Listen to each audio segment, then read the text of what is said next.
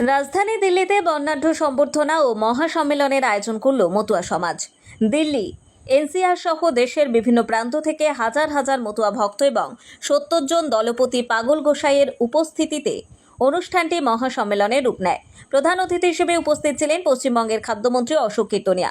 সমিতির পক্ষ থেকে তাকে সম্বর্ধনা জানানো হয়। দিল্লির মুখ্যমন্ত্রী রেখা গুপ্তার পাঠানো শুভেচ্ছা বার্তায় শ্রী শ্রী হরিচাঁদ ঠাকুরের মানবতাবাদী আদর্শ এবং মতুয়া সমাজের ঐতিহ্য রক্ষার ভূয়সী প্রশংসা করেন। অনুষ্ঠানে সভাপতি সজল গোসাই বলেন, দিল্লি এনসিআর এর বাঙালি ও মতুয়া সমাজের অভূতপূর্ব সহযোগিতায় এই আয়োজন সফল হয়েছে। তিনি মতুয়া সমাজের উন্নয়ন ও কল্যাণে পশ্চিমবঙ্গ সরকারের উদ্যোগ আরও বিস্তৃত হওয়ার আশা প্রকাশ করেন। অশোক কীর্তনিয়া বলেন, মতুয়া সমাজের ঐক্য, শিক্ষা ও সাংস্কৃতিক বিকাশে আগামী দিনের শক্তি। তাপস বিশ্বাস, পরিতোষ বিশ্বাস, মাধব বিশ্বাস, সমীর দাস সহ সমিতির সদস্যদের উদ্যোগে অনুষ্ঠানটি সফলভাবে সম্পন্ন হয়। আয়োজকদের দাবি, এই মহাসম্মেলন মতুয়া সমাজের সাংগঠনিক ঐক্যকে আরও শক্তিশালী করবে। Bureau report, Falakata Times. আমার সমাজের লোক আছে এখানে, আমার মতুয়া সমাজ, আমার বাঙালি সমাজ, আমার উদ্বাস্তুরা আছেন এখানে, এবং অনুভূতি, আবেগ মানে সংমিশ্রণে এত ভালো জায়গায় উপলব্ধি করতে পেরেছি, সেটা ভাষায় আমি প্রকাশ করতে পারবো।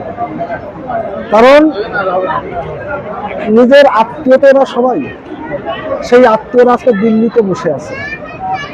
তাদের কাছে আসলাম, তাদের অভাব অভিযোগ শুনলাম এবং তাদের যে দাবি বা চাহিদা সেটা আগামীতে পূরণ করার চেষ্টা করি।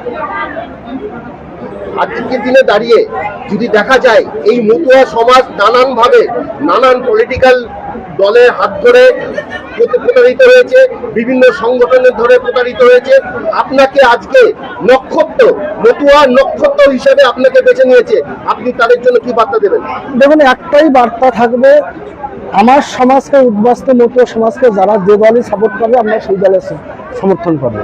কারণ বিগত দিনে যেভাবে আমাদের কপালে অভিশাপ লিখে দিয়েছিল, সেই অভিশাপ থেকে মুক্তি দিয়েছেন আজকে বিজেপি গভর্নমেন্টের সম্মানীয় স্বরাষ্ট্রমন্ত্রী অমিত শাহ এবং বিশ্বের যশস্বী প্রধানমন্ত্রী নরেন্দ্র মোদী। তারা আমাদের অভিশাপ থেকে মুক্ত করেছে। আমি একটাই বার্তা দিয়েছি, দিল্লিতে এসে বিভিন্ন প্রদেশ থেকে আমাদের মতুয়া প্রতিনিধি, উদ্বাস্তু প্রতিনিধিরা এসেছেন, তাদের একটাই বার্তা, যতদিন ভারতবর্ষ থাকবে, যতদিন ভারতীয় জনতা পার্টি থাকবে, ততদিন আমরা উদ্বাস্তু মতুয়ারা ভারতীয় জনতা পার্টিকে সমর্থন করব। এই যে যেভাবে আজকে অনেক নাম ডিলিট হয়েছে, আপনি এই মঞ্চ থেকে বার্তা দিয়েছেন যে কারুর নাম ডিলিট হবে না, আপনি এর জন্য প্রধানমন্ত্রী এবং স্বরাষ্ট্রমন্ত্রীকে বার্তাটা দেবেন।